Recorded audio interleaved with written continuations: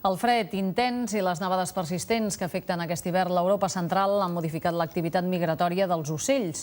Ho revela el cens d'ocells aquàtics hivernants de l'Alt Ter que s'ha fet aquest cap de setmana, que ha detectat un important augment d'algunes espècies.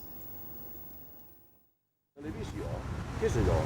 Som membres del grup de naturalistes d'Osona, del Gedena Ripollès, i voluntaris observant els ocells aquàtics que hivernen a la conca de l'Alt Ter. Elaboren un cens que ajuda a valorar la qualitat de les zones humides del país i que es fa als principals rius de Catalunya, des del Delta de l'Ebre fins als Pirineus. Les dades ajuden a formular conclusions.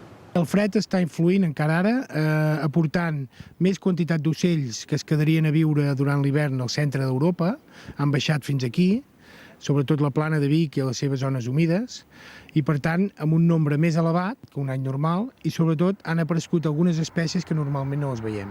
És especialment el cas de les fredelugues, els xarxets i les gavines rialleres, que aquest any són presents en xifres molt més altes, al costat dels bernats pescaires, els gavians argentats o els colls verds més habituals per a aquestes contrades.